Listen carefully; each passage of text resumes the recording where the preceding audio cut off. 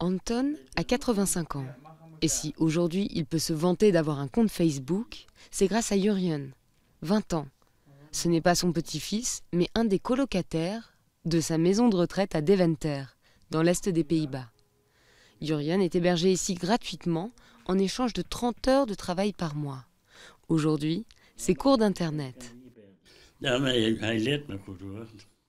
Il me guide bien, il fait cela très bien. Je sais bien faire quelques trucs, mais lui, il connaît les bons tuyaux.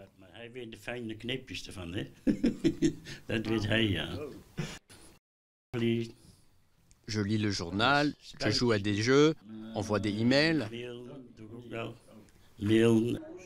Comme Jurjen, ils sont 5 autres étudiants à travailler dans cette maison de repos qui compte 160 pensionnaires.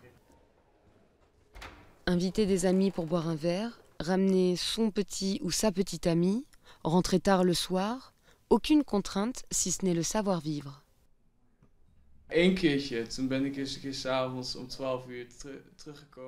Une fois, je suis rentré le soir vers minuit et j'ai fait pas mal de bruit en refermant la porte, ça a réveillé ma voisine.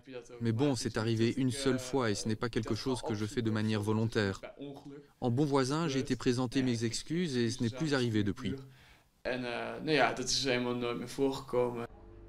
Les étudiants n'ont pas vocation à remplacer les professionnels, mais plutôt à compléter leur travail, et cela à moindre coût. Les heures de travail, ils les passent plutôt à organiser des ateliers, préparer le dîner, discuter avec les pensionnaires ou même leur faire quelques courses. Un étudiant aura un rapport avec les pensionnaires différent de celui du personnel.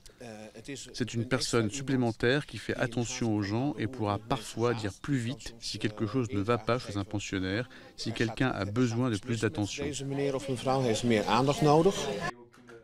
Aux Pays-Bas, ce concept est unique.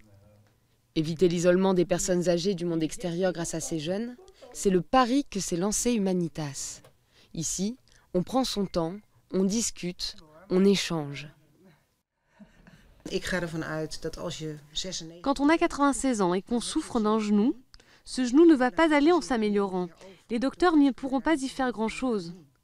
Par contre, ce qu'on peut faire en tant que maison de repos, c'est créer, construire ensemble un cadre de vie qui est tellement chouette, tellement attirant, dans lequel il se passe tellement de choses et où il y a de l'énergie, et ce, afin de faire oublier ce genou douloureux. En 2050, selon les Nations Unies, les plus de 60 ans seront près de 2 milliards, soit 21% de la population mondiale.